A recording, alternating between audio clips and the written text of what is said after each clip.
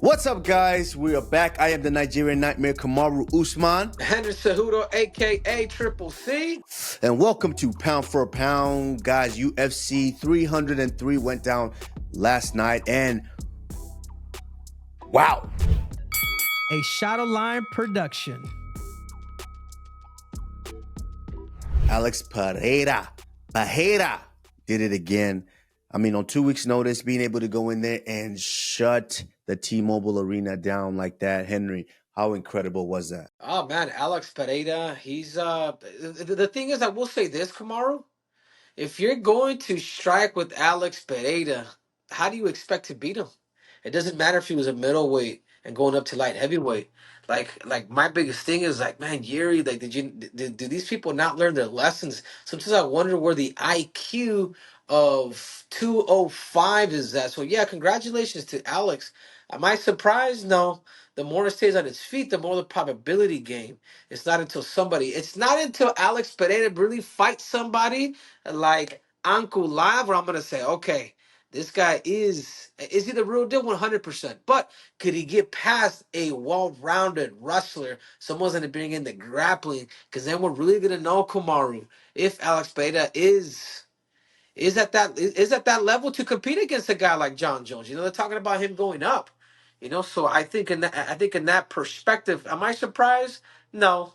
The IQ of the light heavyweight division, dude. I think everybody just wants to strike Kamaru. I think that's where everything goes wrong. I mean, was it a 2 week notice where he was able to, do a spectacular thing? Yeah, but it was also 2 weeks for Yuri Prohachka. But either way, Alex Pereira, he's not mentioning John Jones because I think he knows that John Jones has that special sauce and it's called wrestling. But that being said, I want to see the fight with Uncle Liev.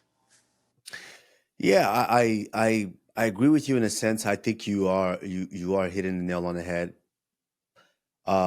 because of the opponents and how the opponents have approached the fights with him. But that's not his fault. And I will give you this: Alex Pereira has done a phenomenal job with what he's had to deal with. If too many people don't consistently grab his leg and try to take him down, then of course, why would he be wrestling a lot, doing all the defense and all of these things to show that, quote unquote, pound for pound, his style would translate all through all different divisions? Because right now, let's be honest, I don't have him high up there on the pound for pound list, but his power is something that it's. I mean, come on. If you're this is that's the least path of resistance for Alex Pereira is just stand and strike with this guy. And everyone seems to be doing that. I'm not going to say he's unstoppable in the striking, because Israel Adesanya has shown that, yep, he can be hurt. Yep, and he can be stopped. Has shown that. So I wouldn't say he's unstoppable there. I would just say that with the approach that some of these guys are taking with him, they're giving him the best possible chance to go out there and be victorious the way that he's doing. But Alex Pereira, I mean, talk about taking advantage of the opportunity that you are being presented. I mean, he's got the total package, like he walks in, he's got the theme dance, it's to the point now, Henry, when Bruce Buffer gets in the middle of that octagon and Bruce Buffer goes, "It's time," the whole arena does it too. Alex Pereira has got to a place now where when he's coming out and he stops there and he pulls that bow back and he starts screaming, the whole arena is doing it too. So that lets you know that, yes, he has officially arrived at the superstardom position. And right now, I think he's one of the front runners for the company. Yeah, no, for sure, man. And obviously, I heard he won. He had broken toes, which makes that fight with the kick a lot more impressive. I mean, I wonder what Conor McGregor's thinking right now. The fact that Alex Pereira is able to win a championship fight with broken toes. You know what I'm saying? But anyhow, I think I Go ahead. But anyhow, I just feel like Alex Pereira could make the transition to heavyweight, but I also think he's still a little too small, man. You put him against Tom Aspinall. I think there's a lot to I personally feel like there's a lot that needs to be done for a guy like there's still a lot to be done at the light heavyweight division. I don't think he's kind of got there yet to be able to do that. So that being said, man, I don't think he's I think he has to get through Uncle Live and maybe one more guy, or maybe just I'd be happy if he gets through Uncle Live and then he goes up to heavyweight. And I think you give him a title shot. Give him a title shot. If you're able to beat Uncle Live, then you're truly the undisputed light heavyweight champion of the world. Because if you really look at it too, Kamaru, like I said, I'm gonna rephrase what I just said, man. It continues to keep going. They continue to keep giving them these guys that just want to do this. I'm a bit pissed with Uncle Live too because he doesn't talk. He doesn't say anything. He doesn't tweet. He doesn't do any of that.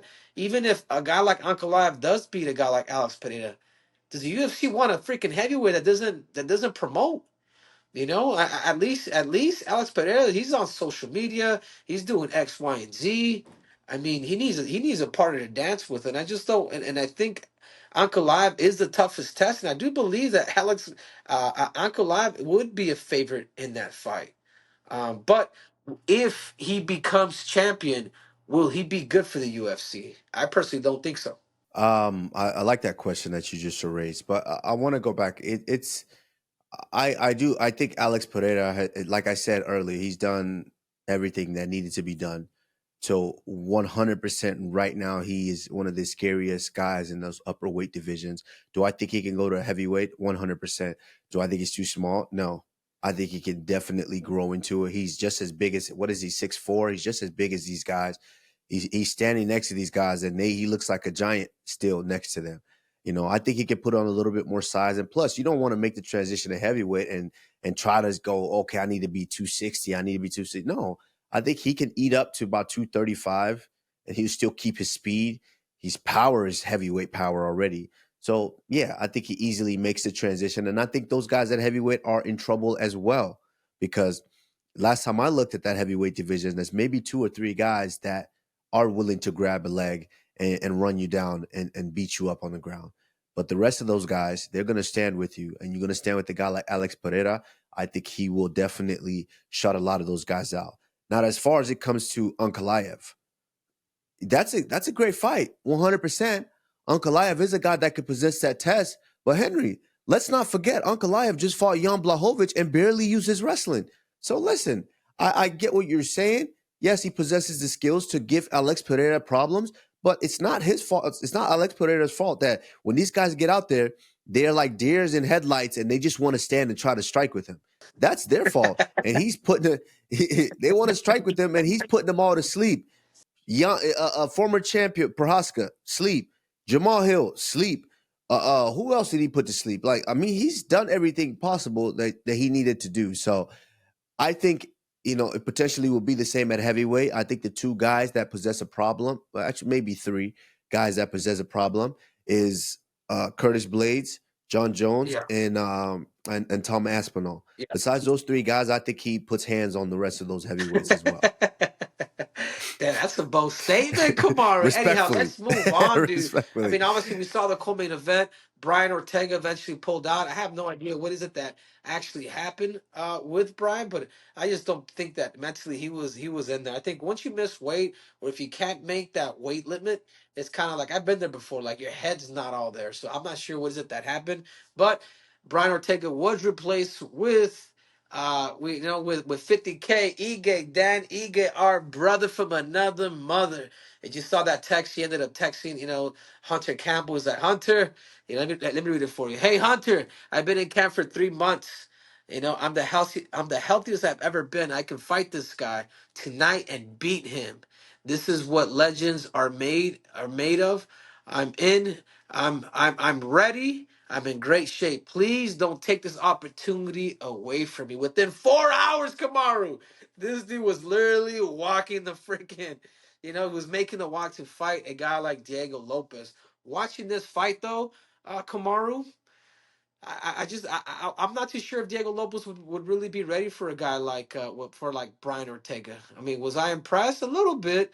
But the more film that they now have, and the more you're able to kind of watch him fight other top contenders, the guys that have been ranked in the top 15 or top 10. Like, man, I think Diego Lopes needs to slow down and continue to keep taking a lot of these other fighters in order for him to really, catch a guy in the top 10 or even the top 5. Because we have to remember too, Brian Ortega is number 3, and a big fight like that, I mean, I think they're still growing in that sense. Continue to keep fighting guys that are at his level to eventually then go after a dude like a Brian Ortega. I hear what you're saying, Henry, but I want to respectfully disagree a little bit. First of all, shout out to 50K Ige for being able to step in there and just put on a performance. I would have liked for him to start a little earlier, but listen, Diego Lopes came ready. He was prepared. You could see it. He was in shape, and he hits hard. He hits hard. He got good combination punching. The only thing is, there's a difference. Styles make fights. It doesn't matter if this guy's number 2, number 3, number 12 could be a great matchup for number 2 and go out there and shut him down. So styles make fights. And I think this style, Dan Ige style, the way Dan Ige fought him, was the style that could potentially give Diego Lopes some problems. First and foremost, Dan was cool, just very calm, cool and collective, had his guards up top.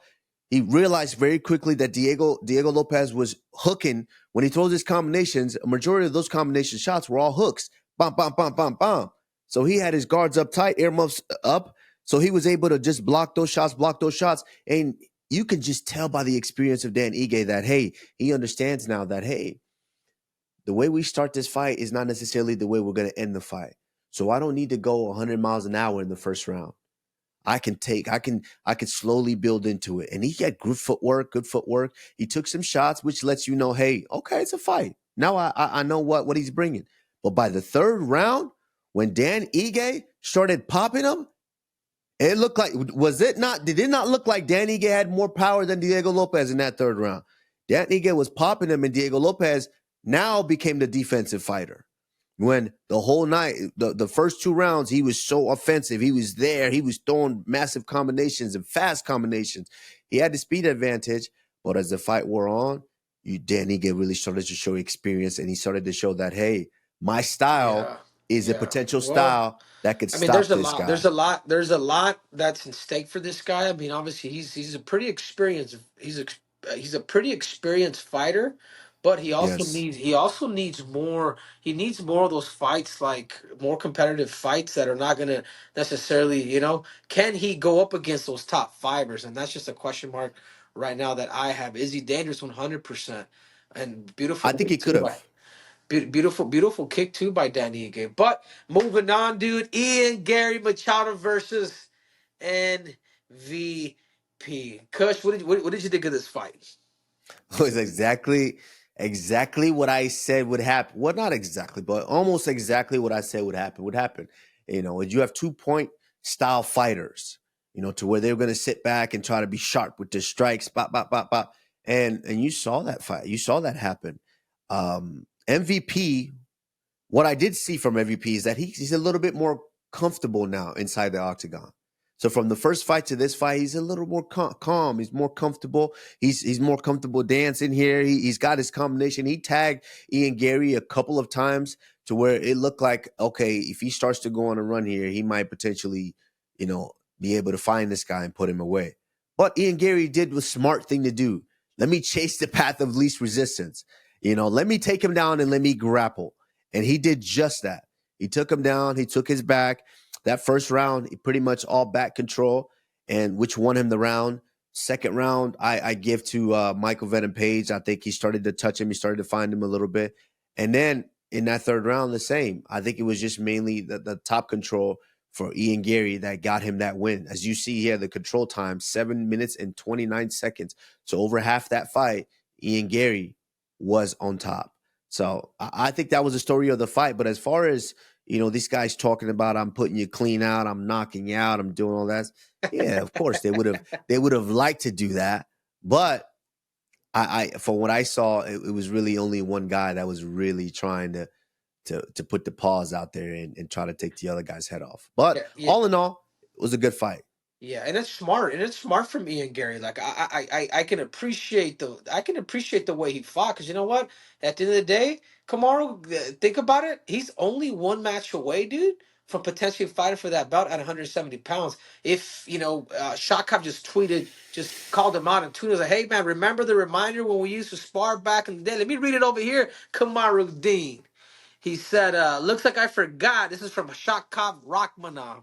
He says, it looks like Ian forgot what happened during those training sessions. I don't mind reminding him in the future. Obviously, Kamaru, you've been there. You are right. He did a phenomenal job as far as under. This is what fight IQ is all about.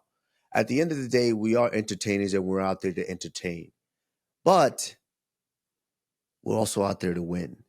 And Ian Gary did what he needed to do to go out there and get the victory. Now, was it the most fan-friendly way to do it? No, because at one point I believe the fans were booing that fight. But it's being smart, and he was smart enough to say that, you know what, I'm going to put my ego aside and I'm going to go out there and get these 2 checks, and he did just that. Now, as far as him being one fight away, potentially, because you still got guys like, you've still got myself ahead of Ian Gary. You still got Kobe Covington ahead of Ian Gary. You still got Gilbert Burns ahead of Ian Gary. You still got Shavkat Rakhmonov ahead of Ian Gary. You still got Jack Della Maddalena ahead of Ian Gary. You still got Bilal Muhammad ahead of Ian Gary, who's about to fight Leon Edwards. So you're talking maybe 6, 7 guys ahead of him that he still needs to fight. I think he's potentially 1 or 2 fights away, depending on which fight it is and who's available at the time.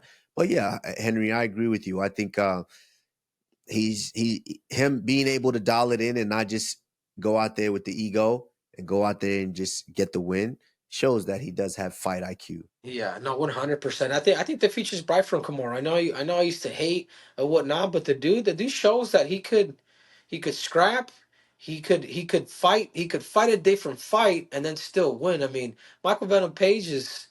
It also showed too, like the deficiencies that MVP has. I mean, MVP needs to work on his damn wrestling. Everybody who is watching this fight, who just watched this fight with Ian Gary, and a lot of those takedowns too by Ian Gary, it's not like they're the best looking takedowns either. Like Michael Venom Page, man, you better go to Dagestan or whatever Listen, that may be. But he really needs to focus in on that, because fighters gonna be like, if I'm a wrestler and I'm in the top 10, like, you know what? Give me Michael Venom Page. So I feel like, Michael Venom Page got some work to do. But for Ian Gary, Kamaru, he legit is one fight away. If he fights a guy like Shaka Rakhmonov and beats him, he skips the damn line. And that's the beauty. That's the beauty about mixed martial arts is not only is it a competitive sport, but we also have to see the fact that mixed martial arts, it's entertaining too. And if you can go out there and beat a guy like Rakhmonov, you're pending to be, to fight for the title once again. right. Yeah, with MVP, no, he's how old is MVP? Let's look at. Is he in his 30s? I believe. How old is MVP? MVP is currently, what does that say? He is 37. I bet he's 37. 37. He doesn't need to switch. Like he's talented at what he does. I think it's all about being able to apply it at the right time. I mean, this is dangerous. He was at Bellator doing all these things and he was having successes with it. I think it might be a little late to say, hey, go to Dagestan and train for 2 years and become a wrestler and then come back and then try to make a run at 40 years old. No, I think he's spectacular at what he does. I think it's just, the right time, right place, right But how does opponent. he?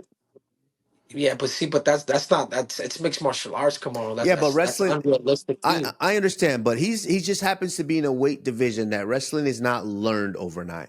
Like look at a guy like Leon Edwards. I beat the dog crap out of him in 2015 or 2016, and at that point, all I had to do was wrestle. That's it. And he started training. He trained and trained and trained and trained his wrestling to where he got good enough to where he had confidence enough to where he actually will take shots. Now, of course, now he fought me in 2000, was it 22? I believe 7 years later, and he had enough confidence to even try to take a shot. Of course, he didn't get the shot, the offensive shot takedown, but he attempted it.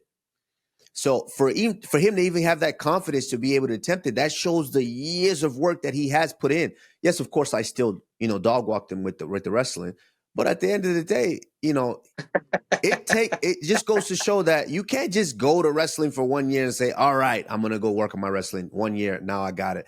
No, MVP is good at what he does. I think, yeah, of course, there is areas that he could clean up with the wrestling, but you could clean it up a little bit, just like Leon Edwards. You don't have to be an all-star wrestler. No, but it's not even about. It's not even. Okay, let's scratch the wrestling. Can you get the fuck up from your feet, man? Like that's, you know what I'm saying. That's jujitsu, boxing, whatever that may be. Can you bring it back to your feet? He's gonna get taken down. Now the other, I mean, what's the excuse of you staying on bottom? You have to get back up to your feet, and that's something that you can train every single day. You know who's proven that? Jose Aldo. Jose Aldo, a Brazilian jiu-jitsu black Leon belt. Edwards. Every time he got taken down, he always went up to his feet. So I'm just saying, Kamaru Usman, I get what you're saying. Yeah, he's not going to become a wrestler. Even if he did wrestle for 2 years, the sport is extremely difficult, but he does need to get off from bottom, because if he doesn't, it's just like, dude, that's where everybody's going to take the fight now. Ian Gary just showed the blueprint to all the UFC fighters, and it's happened to him before. I mean, he got dog walked too by another wrestler in Bellator. But that being said, I thought UFC, the fight card in UFC 303 was, like always, Dana Hunter, they always find a way to deliver. Overall, I just, paying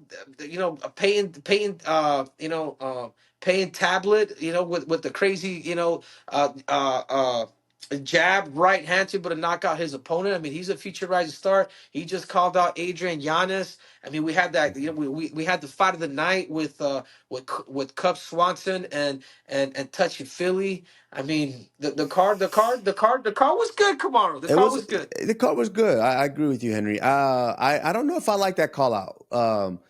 Tablet, I understand that when you're a young man and you're on a roll like this and you just, yeah, it's great. I think Adrian Yanez might be a little too much for him because, I think Adrian Yanez, like, I mean, he lost to Rob Font, and I feel like What you been smoking on? What you been smoking on, Kamaru? I'm telling you right now. Adrian Yanez is a guy that I am very high on. Yes, he lost to Rob Font, but then everyone kind of are sleeping on him like he's not a killer. He is a killer. Like, this dude is good. Adrian Yanez, I think, is one of the best. He's definitely top 7 best boxers, maybe top 5 best boxers in the UFC. His combination Really punches, like that? his You got it combination like punches, that, his Kush. speed. Adrian Yanez is very, very high on my list. I like the kid. He comes to fight every time. He doesn't shy down from anyone, really. I like it. Peyton Tablet, of course, he's young prospect, rising prospect that could be the future. So I would love to see the matchup. Just like you wanted the test for him. That's an incredible test for him. But I'm telling you, you got your hands full. You fighting Adrian Yanez. You got your hands full for sure. Yeah. Oh, well, that's cool, man. Overall, what did you think of UFC 303, Kamaru?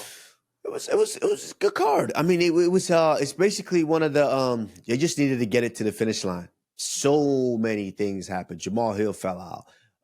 Connor fell out. Michael Chandler fell out. Who else fell out? And Anthony Smith came in, and then his opponent was replaced by Delice, and it's. I mean, it was just so many things. It was almost like so many cuts, and the UFC was just kept putting bandages over cuts, just to get it across the finish line, and they did. It was a good card. It was a good card. Nothing bad about it. There was still entertaining fights there, but nothing bad about it. Well, let's talk about our picks, Kamaru, because it looks like the Triple C did it again. What are you talking You about? know, What did you do? I just keep pounding the Nigerian Nightmare. Henry, what are you talking about? We tied. It's 2-2. First of all, shout out to Underdog Fantasy, the easiest place to play fantasy sports. Pereira only needed a strike for you to win that, which Henry, you and I both won that, of course, that top one. You see it? We got that. But Henry, you were off with the other one. So don't stop saying you won this. Like, don't gaslight the people, bro. Don't do it. 2-2. I wanna know the running score right now. From last event to this event to the previous event, I want to know the running score. We will get the producers to tally that up, and we will be letting you guys know who's really winning this race here. Because Henry, you gaslighting the people, but yeah, you ain't winning, bro. If anything, we're tied. If anything, we're tied. No, but you know what? Like I said before, Kamar, like I love Underdog. I like how they're doing it. I think I've been making a kind of make a killing off of this too, just from the simple fact that us as fighters that really understand the game and really understand the fighters. Yeah, the outcomes could sometimes, somebody could get knocked out X, Y, and Z. But I love the fact that the takedowns, the punch stats, and everything that kind of goes along with Underdog, it makes it extremely fair for us to really kind of piggyback and make some money, make some money. 100%. I will admit 2-2. We leave to fight another day, Henry. So the next card, I'm gonna tell you right now, I put 10 push-ups on it, Henry. All right, let's That do I it. win it. I put Let's 10 do it. push-ups on it. That I'm gonna win the next one. All right, but but all right. Now we'll think about it. We'll think of a bet. You know what? We'll have the fans come up with a bet, and we'll end up doing it. And Wait. we got to Ooh. do it. We got to stick to it. Yeah, but that might be too much power for the fans. Giving them too much power to pick what we gonna do. Relax. Let them mess around. Let them say, "Hey, we gotta go. We gotta swim 10,000 meters." Nah, I'm good, bro. I'm good. Underdog Fantasy. Playing their pick'em game is as simple as selecting higher or lower on fighter stats like significant strikes and knockdown. Underdog has one of the biggest offerings in combat sports and is available in 30 plus states, including California, Texas, Arizona, and Florida. Support the show and click the link below in the description to get started. Thank you, Underdog family, for supporting the damn show. Yep, and that is our recap of UFC 303, 303, as some of you might like to say. I am the Nigerian Nightmare, Kamaru Usman. Cejudo, aka Triple C. And we are out.